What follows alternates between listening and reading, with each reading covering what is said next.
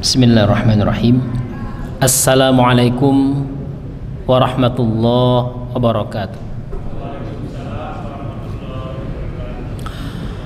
Alhamdulillahirabbil alamin. Wa bihi nasta'inu ala umurid dunya waddin. Wassalatu wassalamu ala asyrafil mursalin wa ala alihi wa sahbihi ajma'in, amma ba'du.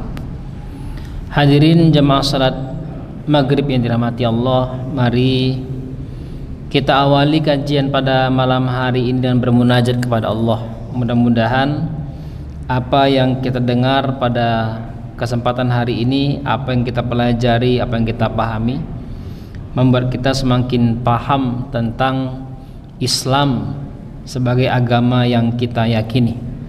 Dan mudah-mudahan efek daripada itu adalah memperbaiki kualitas ketaatan kita kepada Allah Subhanahu wa taala.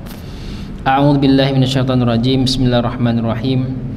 Radina billahi rabba wa bil islami dina wa bi Muhammadin nabiyyan wa rasula. Allahumma rabbana zidna ilma warzuqna fahma. Allahumma arinal haqqa haqqan warzuqna ittiba'ah wa arinal batila batilan warzuqna ijtinabah. Waj'alna mimman yastami'una al-qawla fayattabi'una ahsanah wadkhilna birahmatika fi ibadikas salihin. Ya Allah, rahmati kami pemahaman yang baik dan benar.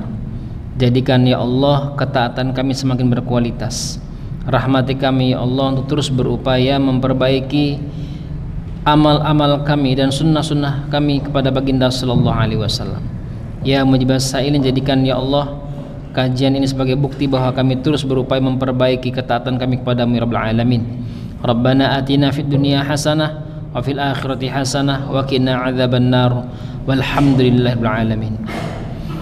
Bapak Ibu yang dirahmati Allah Subhanahu wa taala, pada sesi terakhir ini mengenai hukum qisas, kita akan membahas tentang beberapa masail, permasalahan problematika sekitar hukum qisas, dan tidak menutup kemungkinan jika ada pertanyaan ataupun hal-hal yang mau ditabayunkan di luar tema ini juga dipersilahkan.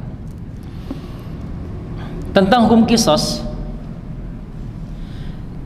siapa yang berhak untuk melakukan eksekusi qisas tersebut kepada yang bersangkutan? Disebutkan dalam kitab fikih sunnah ini bahwa tuntutan qisas adalah hak wali korban. Artinya qisas akan diproses ketika wali dari yang dibunuh meminta ditegakkan hukum, sebagaimana yang sudah kita sampaikan sebelumnya. Tetapi pelaksanaan eksekusinya adalah wewenang pemerintah. Imam Qurtubi berkata, para ulama tidak ada yang berbeda pendapat bahwa pelaksanaan eksekusi qisas pembunuhan hanya boleh dilakukan oleh pemerintah, karena merekalah yang diwajibkan melaksanakan qisas, hudud dan lain sebagainya. Allah telah meminta seluruh mukmin agar memberlakukan qisas, dan mereka tidak mungkin melaksanakannya sendiri-sendiri. Karena itu mereka mewakilkan urusan ini dan hudud lainnya kepada pemerintah. Alasannya adalah seperti yang dikemukakan oleh Imam As-Sawi dalam kitabnya yang memberikan penjelasan tentang kitab jalan lain. Kata beliau, karena pembunuhan sengaja adalah pelanggaran yang berat, yang sangat berat, maka pengadilan syariat wajib mendukung wali korban dengan melaksanakan apa yang dipilihnya, baik qisas, pemberian maaf maupun diat. Wali korban tidak boleh bertindak tanpa sepengetahuan pengadilan atau pemerintah, karena akan merusak tatanan dan menimbulkan kekacauan. Jika wali korban membunuh sebelum mendapat izin pengadilan, maka pemerintah menghukumnya dengan ta'zir. Pemerintah harus memeriksa alat yang digunakan untuk pelaksanaan kisos agar siksaan tidak berlarut-larut. Juga mengangkat petugas algojo yang profesional dan memberinya gaji dari kas negara. Jadi walaupun satu RT, satu kelurahan minta ditegakkan hudud, tetapi pemerintah tidak meng-ACC, maka walaupun ribut tetap nggak bisa ditegakkan. Ya. Dan yang kita lihat hari ini, pembunuhan tersebut adalah tindakan-tindakan yang dilakukan oleh personal yang tidak di ACC oleh pemerintah. Maka tidak boleh ada satu pesantren misalnya, satu masjid Al-Aman memberikan hukuman kisos misalnya kepada jemaah yang ada di sekitarnya. Nggak boleh. Sekuat apapun peran masjid itu tetap harus pemerintah yang melakukan eksekusi. Sampai pada tahap walaupun pemerintah sudah menyampaikan Anda dihukum mati, nah tetap wali dari korban tidak boleh mendahuluinya, karena pembunuhan dalam Islam itu ada tata caranya.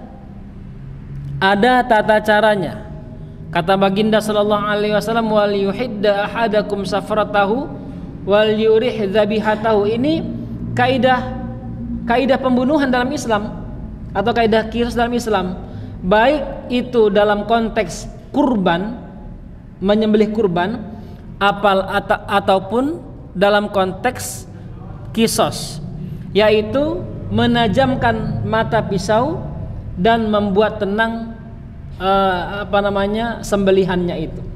Maka nggak boleh ada orang yang tidak ahli dalam memenggal kepala orang lain misalnya ini ya, lalu dilantik, ternyata pas dia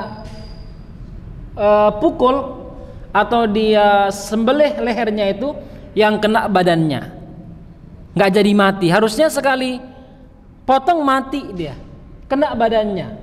Pas disembelih, pas mau diturunkan pisau pedangnya itu yang kena kepalanya. Nggak boleh dalam Islam. Jadi ada sampai pada tahap ada bagian tertentu yang tempat itu hanya bisa dieksekusi oleh orang yang profesional. Jadi nggak ngasal dia. Nanti kalau Bapak Ibu, teman-teman semua ada waktu, jadi di YouTube itu ada macam-macam eksekusi mati yang dilakukan oleh beberapa negara. Nah, termasuk pernah terjadi eksekusi mati yang dilakukan oleh algojo yang tidak profesional. Harusnya sekali tebas mati, ini 3 kali tebas, Pak, di tempat yang sama tapi dengan belahan yang berbeda. Harusnya di tengah, ini nyamping nganan. Akhirnya orang yang dieksekusi tersiksa. Padahal nggak boleh. Harus sekali pukul langsung mati. Ada juga di tempat lain dulu sampai ini sampai diperkarakan kembali, ya, dieksekusi mati dengan cara di-strum. Eksekusi mati dengan cara ini yang mungkin yang masih berlaku di Malaysia, mungkin dengan cara suntik mati, ya, suntik mati itu dan beberapa lainnya. Nah, Islam itu atau hukuman kisos itu berdasarkan wahyu ilahi, ya, wahyu ilahi, dan penyembelihannya spesifik, yaitu orang yang bersangkutan ditundukkan kepalanya, bukan dibuka begini, tapi tundukkan kepalanya begini lalu dipotong dari belakang dan pas di tempat yang langsung membuat kepala dan badannya berpisah. Langsung dia mati di tempat tanpa merasakan sakit yang yang lama. Bapak Ibu yang dirahmati Allah Subhanahu wa taala, lalu bagaimana jika masalahnya adalah kisos itu teralihkan? Dalam arti ada orang yang sudah diputuskan untuk dieksekusi mati, lalu tiba-tiba ada orang yang tidak tahan, yang bukan walinya, tapi dia sangat geram sama orang ini lalu dibunuh. Ya, orang yang sudah diputuskan untuk dibunuh itu dibunuh sama orang lain. Bagaimana kejadiannya? Bagaimana hukumnya? Ibnu Qudamah berkata, jika pembunuh yang akan dikisos telah dibunuh oleh selain wali korban, maka pembunuhnya dikisos dan wali korban yang pertama menerima diat. Ya, ini ada wali korban yang dibunuh oleh orang yang satu, tiba-tiba yang ini dibunuh oleh orang lain, maka wali korban yang ini dia wajib menerima diat dalam pandangan Imam Syafi'i.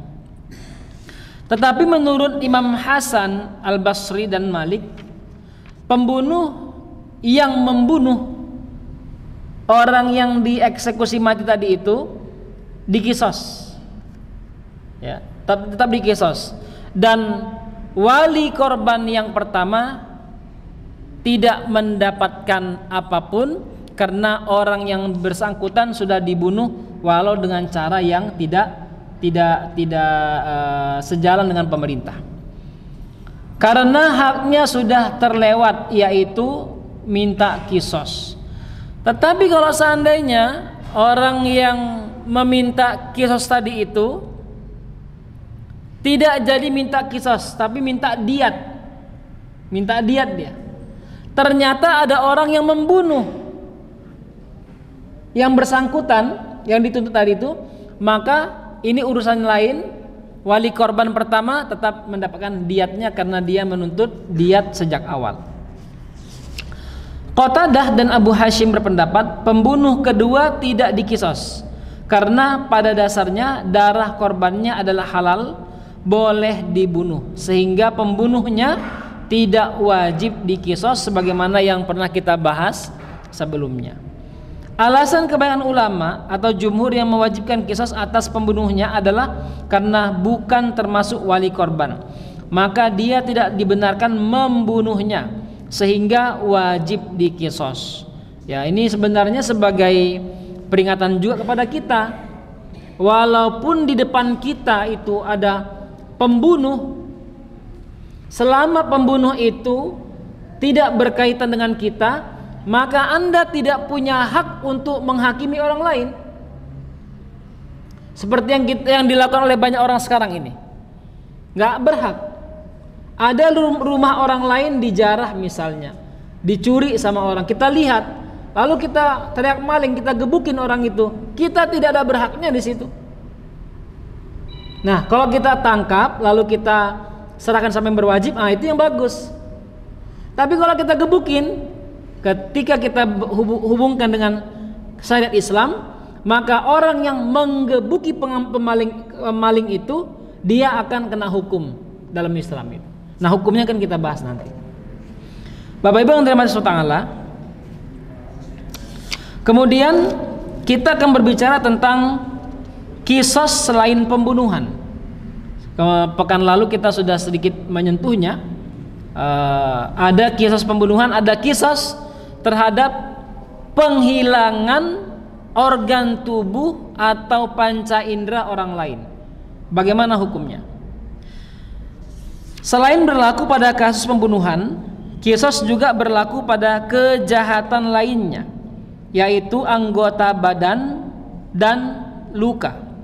Al-Quran telah menceritakan hukum kisos yang berlaku dalam kitab Taurat terkait dengan semua tindakan kejahatan di atas, sebagaimana yang Allah firmankan, dan kami telah tetapkan terhadap mereka di dalam Taurat bahwa jiwa dibalas dengan jiwa, mata dengan mata, hidung dengan hidung, telinga dengan telinga, gigi dengan gigi, dan luka pun ada qisasnya.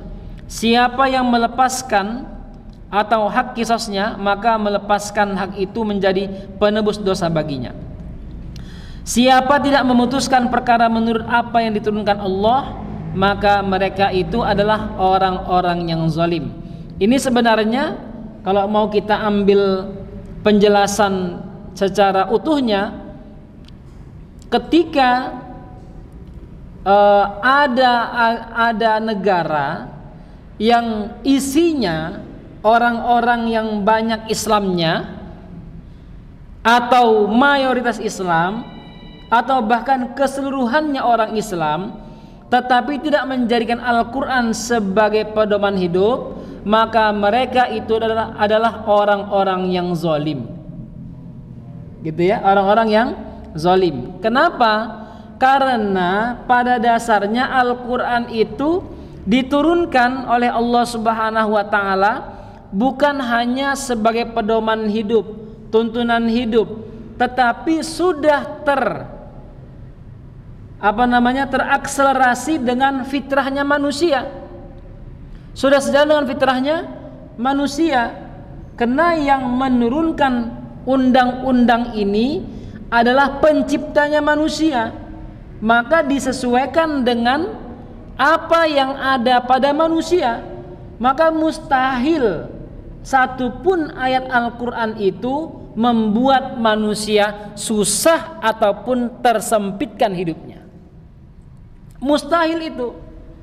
Cuman karena kita udah kadung tergerus dari awal itu kita udah mengatakan ya Islam itu yang gak segalanya, Al-Quran itu yang gak segalanya. Kadung kita terprovokasi dengan mindset ini, sehingga jangankan mempelajarinya, membacanya aja kita ogah-ogahan. Ya Pak ya, membacanya kita ogah-ogahan. Maka ini penting kita jadi catatan. Ya, jangan sampai nanti pemerintah atau panjenengan yang ada di pemerintahan ini, mau ada yang di kementerian, yang ada di dinas-dinas, gara-gara tidak mau melek dengan syariat Islam, ya karena panjenengan pemerintahnya, ya pertama kali yang ditanya ya panjenengan. Kalau macam kami ini keluar-keluar aja misalnya, ya panjenengan yang dinasehatin yang harus menegakkan. Begitu. Kenapa? Karena mustahil satupun ayat Al-Quran itu kalau ditegakkan, mustahil tidak mendatangkan maslahat. Mustahil. Tapi naasnya kita hari ini paling paham itu ayat menikah. Oh, kalau menikah ada ayatnya. Oh, paham kita. Kenapa? Maslahatnya kelihatan gitu. Bahagia. Jadi kalau masalah menikah semangat. Ya, apalagi bapak-bapak udah ngomong 4, 3, 2 semangat. Tapi yang lainnya enggak semangat. Padahal ayat Al-Quran itu isinya seimbang. Harus dilakukan dengan seimbang. Bapak Ibu yang dirahmati Allah Subhanahu wa taala. Maksud dari ayat tersebut, melalui Taurat Allah mewajibkan kepada orang Yahudi bahwa barang siapa yang menghilangkan jiwa orang lain, maka dibalas dengan jiwa. Membutakan mata akan dibalas dengan serupa, tanpa membedakan mata yang sipit ataupun besar. Mata orang yang lanjut usia ataupun anak kecil. Memotong telinga dibalas dengan telinga, dan begitu pula hidung. Gigi ditanggalkan dengan gigi, meski gigi yang dikisos lebih tua dari gigi yang dicederainya. Dan luka pun akan dikisosnya. Ada kisosnya selama itu memungkinkan. Kemudian siapa yang memberi maaf dengan tanpa menuntut kisos, maka maafnya itu menjadi penebus dosa bagi orang yang disakiti. Hukum ini meskipun ditetapkan kepada umat sebelum kita, namun berlaku juga sebagai syariat kita berdasarkan persetujuan Nabi Muhammad sallallahu alaihi wasallam terhadapnya. Bukhari dan Muslim meriwayatkan dari Anas bin Malik radhiyallahu anhu bahwa Rubai' binti Nadhr bin Anas mematahkan gigi depan seorang anak perempuan. Pihak Rubai'i menawarkan ganti rugi, tapi keluarga korban menghendaki kisos. Lalu saudara lelaki Rubai'i yang bernama Anas bin Nadar menemui Rasulullah sallallahu alaihi wasallam seraya berkata, "Wahai Rasulullah, apakah engkau hendak mematahkan gigi depan Rubai'i? Demi Allah yang mengutusmu dengan kebenaran, kumohon janganlah mematahkan giginya." Nabi sallallahu alaihi wasallam menjawab, "Hai Anas, kitab Allah menetapkan harus kisos." Akhirnya keluarga anak perempuan tersebut memaafkan, maka Rasul bersabda, "Sesungguhnya ada di antara hamba-hamba Allah yang jika bersumpah atas namanya, maka Allah langsung mengabulkan permohonannya." Ini jika dilakukan secara sengaja. Jika dilakukan dengan tidak sengaja, maka harus bayar diat atau ganti rugi sesuai dengan tuntutan yang bersangkutan dan disetujui oleh pemerintah. Bapak Ibu yang dirahmati Allah SWT, kisos anggota badan. Batasan anggota badan yang bisa dikisos adalah yang punya persendian seperti siku atau pergelangan tangan. Adapun yang tidak punya persendian tidak bisa dikisos karena tidak bisa dilakukan dibalas serupa. Ini berbeda dengan kasus yang pertama. Artinya kisos yang sama berlaku atas orang yang memotong jari dari pangkal persendiannya. Misalnya jarinya ini ada 3 sendi, 1, 2, 3, yang kepotong paling atas, maka nggak boleh kami ganti rugi 1 jari, nggak boleh. Ya, tetap yang dipotong yang ada sendinya ini. Atau memotong tangan dari telapak atau siku, atau memotong kaki dari pergelangannya, atau mencopot mata, mematahkan hidung, memotong telinga, menanggalkan gigi, atau mencabut zakar dan kedua payudara dan lain sebagainya.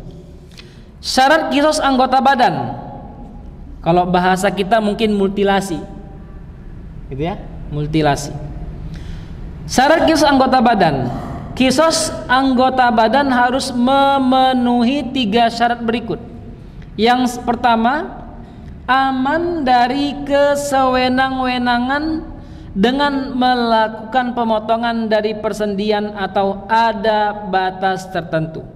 Karenanya kisos tidak berlaku atas tindakan yang mengakibatkan keretakan tulang selain gigi, bagian dalam dan sebagian lengan, karena dikhawatirkan adanya pelanggaran pada kisos di bagian tersebut.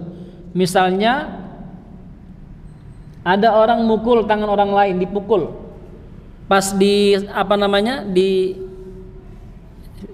periksa ke dokter, oh ini retak pak, itu retak, kami minta kisos, nggak boleh. Kami mau juga tangannya retak, lo pakai apa nih mukulnya? Dia sekali pukul, kira-kira Anda sekali pukul bisa retak nggak ini? Itu dia itu. Di situ maka orang yang dipukul kemudian ketahuan retak, maka ini nggak dikisos, kecuali dengan pemukulan yang sama. Dan itu pun ada ketentuannya nanti yang kita sampaikan Bapak Ibu yang dirahmati Allah SWT. Yang kedua, bahwa kisos berlaku ketika adanya kesamaan nama dan posisi. Tangan kanan tidak dikisos karena memotong tangan kiri, atau sebaliknya. Jari manis tidak dipotong dengan kelingking dan sebaliknya, karena ketidaksamaan nama. Dan bagian asal tidak dengan tambahan karena perbedaan posisi dan penciptaan. Ada orang yang hidungnya dipotong, saya nggak mau, saya mau lidahnya dipotong, nggak boleh. Ya harus ada kesamaan. Yang ketiga, kesamaan bagian tubuh yang sehat dan sempurna antara pelaku dan korban. Bagian tubuh yang sempurna tidak dikisos karena memotong bagian yang lumpuh dan tangan yang lengkap jarinya. Ada qadarullah yang cacat tangannya setengah. Kemudian terjadi perkelahian, yang cacat tersebut dipotong tangannya sama orang sini. Nah, di sini nggak dikisos dia yang motong itu. Mau dipotong semua nggak adil, nggak boleh gitu ya. Jadi harus ada kesamaannya. Tapi diperbolehkan sebaliknya seperti mengkisos tangan yang cacat karena memotong tangan yang sehat. Kemudian ada kisos luka yang disengaja. Melukai dengan sengaja tidak wajib dikisos kecuali jika memungkinkan untuk disamakan dengan luka korban tanpa melebihi atau mengurangi.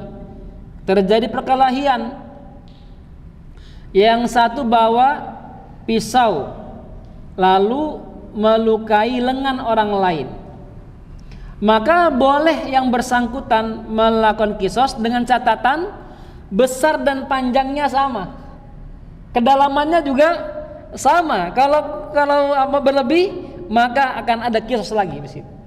Nah, di sini harus pertimbangan. Kira-kira bisa nggak saya melakukan hal yang sama itu? Maka daripada ribet, minta diat, ganti rugi. Rasulullah SAW telah menghapuskan kisos pada luka di kepala. Ada orang yang mukul kepada orang lain, bocor kepalanya, robek. Nah, ini Rasulullah menghapuskan hal ini. Saya ulangin, Rasulullah telah menghapuskan kisos pada luka di kepala, persendian dan luka pada bagian depan badan. Luka-luka yang berbahaya termasuk kategori ini. Misalnya, mematahkan tulang leher, tulang punggung, paha dan sejenisnya. Adapun luka pada bagian kepala dan muka tidak boleh dikisos kecuali masih kategori al-muwaddihah. Itu pun jika disengaja. Penjelasan tentang macam-macam luka di kepala akan kita sampaikan pada bab diat yang insya Allah mungkin disampaikan nanti setelah Ramadan. Melukai lidah dan mematahkan tulang selain gigi juga tidak dikenakan kisos karena tidak bisa dilakukan tanpa menzalimi. Jika ada yang melukai bagian depan badan seseorang lalu sembuh atau memotong tangan di tengah lengan, maka dia tidak dikisos dari tempat yang sama, tapi dari pergelangan dan kekurangannya dibayar dengan diat. Begitu pula yang mematahkan tulang selain gigi, seperti tulang rusuk atau memotong tangan yang lumpuh, kaki yang tidak berjari, lidah yang bisu, atau mencopot mata yang buta, atau memotong jari yang berlebihan, semuanya diberi hukuman yang adil. Jadi jangan kita kira orang yang zalim itu dalam Islam dibiarkan, seperti hukum rimba misalnya. Ya, ini badannya gede, mukanya sangar. Kalau lewat dekat anak-anak langsung lari. Kalau ada macam-macam langsung tempeleng sama dia misalnya. Jangan dikira orang itu kuat. Dalam hukum Islam sama dia. Nah, problemnya kita hari ini belum mendapatkan keadilan itu. Artinya siapapun orangnya yang membuat kezaliman kepada orang lain, maka ada balasannya dalam Islam. Bapak Ibu yang dirahmati Allah SWT, maka ada kisos atas tempelengan, pukulan dan cacian. Kisos boleh dilakukan kepada orang yang menempeleng, meninju atau memukul dan mencaci. Dalilnya firman Allah SWT surah Al-Baqarah 194. Siapa yang menyerang kamu, maka seranglah ia seimbang dengan serangannya terhadapmu dan bertakwalah kepada Allah. Juga firman Allah, dan balasan suatu kejahatan adalah kejahatan yang sama. Surah Asy-Syura ayat 40. Aturan hukum syariat menetapkan semua tindakan tersebut dikisos, tapi disyaratkan tempelengan, pukulan atau cacian yang dibalas korban setara dengan perbuatan pelaku, karena di sanalah letak keadilan dalam pelaksanaan kisos. Makanya hati-hati, ini juga hati-hati juga. Ditempeleng kita sakit, saya mau kisos, ternyata yang satu pukulannya ukuran 10 kilo, pas dikisos ukurannya 20 kilo Pak, maka ini nggak boleh, ya nggak boleh. Dan itu bisa diukur dengan seberapa luka yang bersangkutan itu. Maka daripada akhirnya terbebani, maka ada bahasa diat, nanti yang kita bahas Bapak Ibu yang dirahmati Allah SWT. Syarat lain dalam kisos tempelengan adalah mesti menghindari mata atau bagian yang bisa mengakibatkan kerusakan organ tubuh. Khusus pada kisos cacian, tidak boleh dengan cara yang diharamkan, seperti mengkafirkan orang yang mengkafirkannya, atau berdusta kepada orang yang mendustainya, atau balasan melaknat ayah atau ibunya. Persoalannya, mengkafirkan muslim dan berdusta diharamkan dalam Islam, sedang balas melaknat tidak dibolehkan, apalagi yang dilaknat ayah atau ibu pelaku, sedangkan mereka tidak melaknat atau mencacinya.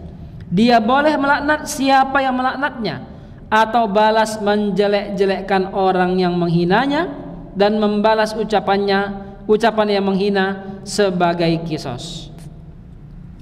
Asalkan tidak ente juga kafir. Nah, enggak itu. Biar dia ngomong begitu. Penting kita nggak ngomong begitu. Ya nggak boleh. Al-Qurtubi berkata, siapa yang menzolimimu maka ambillah hakmu darinya sebatas kezalimannya. Siapa yang mencacimu maka balaslah sebagaimana dia mencacimu. Dan siapa yang menghina kehormatanmu maka balaslah tanpa berlebihan, sampai pada penghinaan kedua orang tuanya, anak atau kerabatnya. Dia hina kita, lalu kita sumpah serapah dia, sampai ayah dan anak keturunannya, nggak boleh, haram dalam Islam. Bapak Ibu yang dirahmati Allah SWT,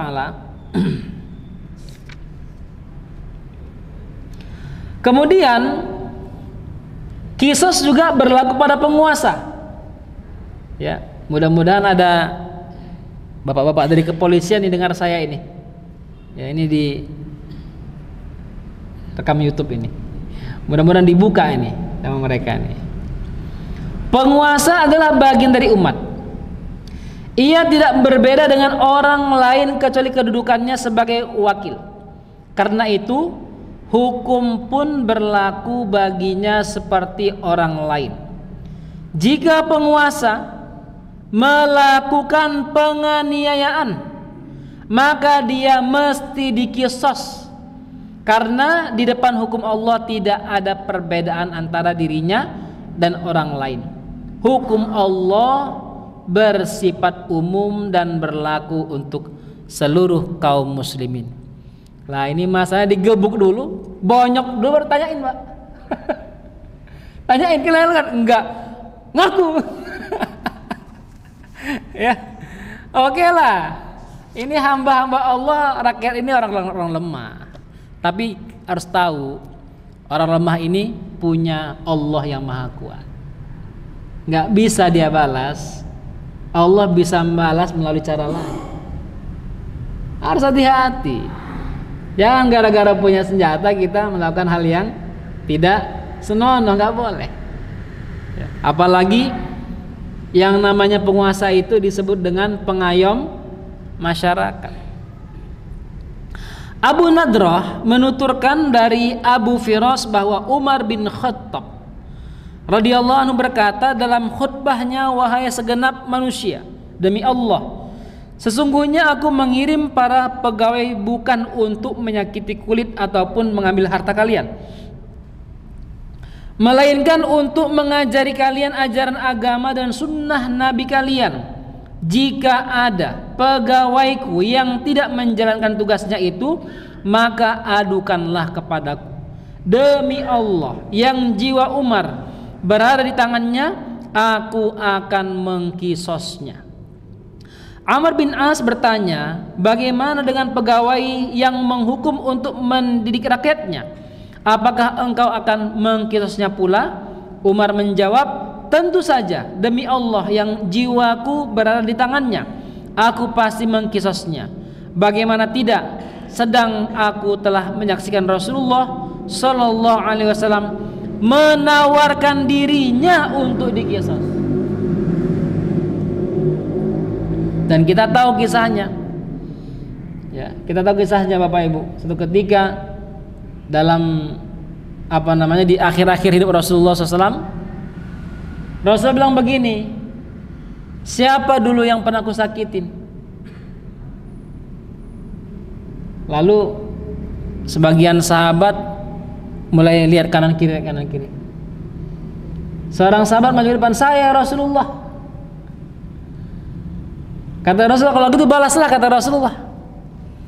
Lalu sahabatnya bilang, ya Rasulullah, dulu pas engkau pukul saya, perut saya kebuka begini, kebuka. Lalu Rasulullah buka perutnya, pukullah, kata Rasulullah. Sahabatnya akhirnya memeluk Rasulullah SAW. Kata sahabatnya, Rasulullah, betul aku pernah engkau pukul, tapi tidak ada niat untuk mengkisos. Aku berniat agar mencium saja Rasulullah, katanya. Gitu. Artinya yang mau kita ambil, Rasulullah pernah minta dikisos. Nasai dan Abu Daud juga meriwayatkan dari Abu Sa'id dan bin Jubair radhiyallahu anhu bahwa ketika Rasulullah sedang membagi sesuatu kepada kami, tiba-tiba seorang mendekap beliau sehingga dengan refleks beliau menusuk orang tersebut dengan ranting yang dipegangnya. Laki tersebut berseru kaget. Maka Rasulullah berkata kepadanya, kemarilah, balaslah aku. Lelaki itu pun berkata, tidak, aku telah memaafkanmu wahai Rasulullah. Bapak Ibu yang dirahmati Allah, selanjutnya, apakah suami dikisos karena melukai istri? Ya, ini bagi suami-suami yang gagah depan istri tapi melempem depan orang lain. Ya, kalau depan istri, masya Allah, ototnya banyak. Istri dikit, salah dikit tempeleng, khilaf dikit marahin. Nah ini ya, mohon didengarkan nih yang bagi suami-suami ini. Ibnu Syihab berkata, sesuai sunnah atau aturan syariat, jika seorang suami melukai istri, maka dia harus menanggung denda akibat lukanya itu. Dia tidak boleh dikisos karenanya. Denda ini diat maksudnya Pak. Ya, dia harus bayar diatnya. Bukan hanya diobatin, dia harus ganti rugi. Ya, kenapa? Itu istri itu bukan hartamu, ya, bukan milikmu itu sahabat yang dihalalkan oleh Allah Subhanahu Wa Taala. Maka haknya dia sama dengan seperti muslimah atau muslim yang lain. Maka dia harus menanggung denda akibat lukanya itu. Dia tidak boleh dikisos karenanya.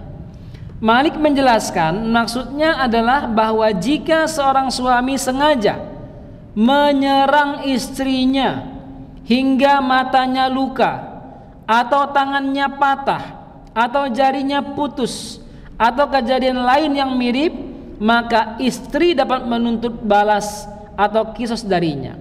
Tapi jika suami memukul istrinya dengan tali atau cambuk, lalu mengenai sasaran yang tidak diinginkan dan tidak disengaja, maka suaminya harus menanggung denda tapi tidak dikisos. Penulis kitab Al-Musawwah berkata bahwa para ulama menerima penjelasan di atas. Ya, harus hati-hati Bapak Ibu yang dirahmati Allah Subhanahu wa taala. Jangan sampai ada kekerasan di rumah tangga, nggak boleh. Ya.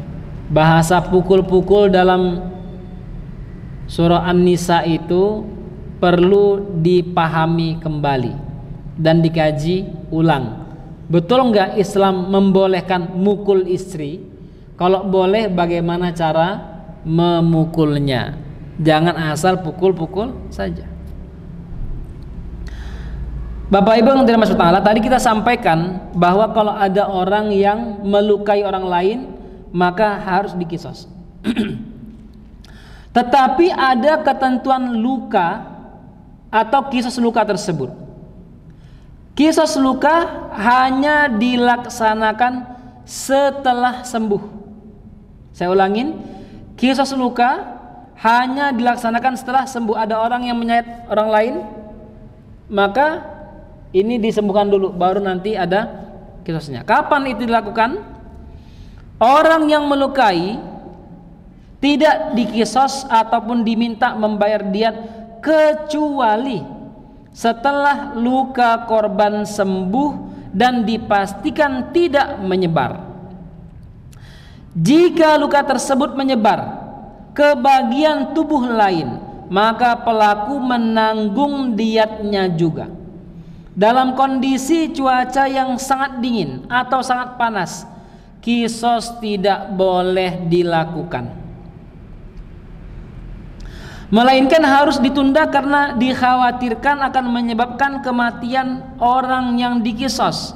Jika kisos dilakukan dalam keadaan panas atau dingin atau menggunakan benda tumpul atau beracun, maka kerugian yang diakibatkannya harus dibayar diat. Amr bin Shu'aib menyatakan ayahnya menuturkan dari kakeknya bahwa seorang laki-laki ditusuk pada bagian perut dan lututnya. Maka dia mengadu kepada Nabi Sallallahu Alaihi Wasallam dan berkata, balaslah untukku. Nabi Sallallahu Alaihi Wasallam berkata, tunggu sampai engkau sembuh. Setelah sembuh, dia datang lagi dan minta dibalaskan. Maka Nabi SAW pun mengkisos pelakunya. Beberapa saat kemudian, lelaki itu datang lagi dan berkata, wahai Rasulullah, aku jadi pincang. Nabi berkata, aku sudah melarangmu dulu, tapi engkau tidak menurut. Allah telah menggugurkan hakmu, tidak ada denda atas kepincanganmu tersebut. Sejak itu Rasulullah SAW menegaskan, kisos luka tidak dapat dilakukan kecuali setelah luka korban sembuh total. Jadi bukan hanya nutup, bukan hanya nutup. Qadarullah beberapa waktu lalu, ya ini walau beda kasusnya, saya nabrak orang, nggak sengaja saya tabrak, lalu dia luka. Saya obatin sampai sembuh, saya tunggu sampai sembuh, saya telepon lagi, udah sembuh pak, sudah aman, beraktivitas sudah aman, saya datangin sampai saya pastikan dia sembuh. Begitu bahasanya. Artinya karena begini Bapak Ibu, oke lah bagian ini bisa ketutup, tetapi luka dalam belum tentu 1 bulan 2 bulan bisa selesai. Kita dengarkan azan dulu Bapak Ibu.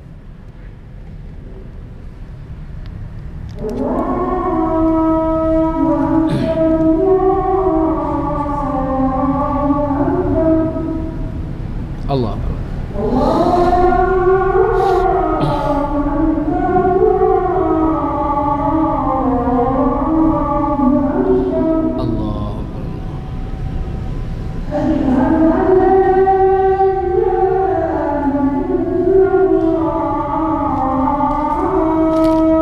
Asyhadu an la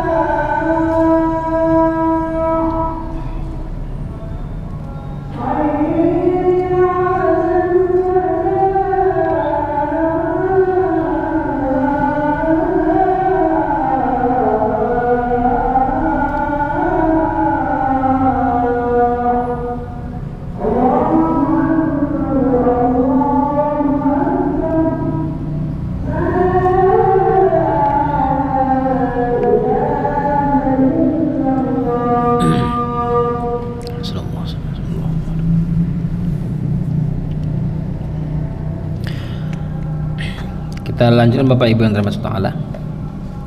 Nah, berdasarkan riwayat yang tadi kita bacakan, Imam Syafi'i menyimpulkan penangguhan hanya bersifat anjuran karena Rasulullah dapat mengqisas sebelum luka menjadi parah.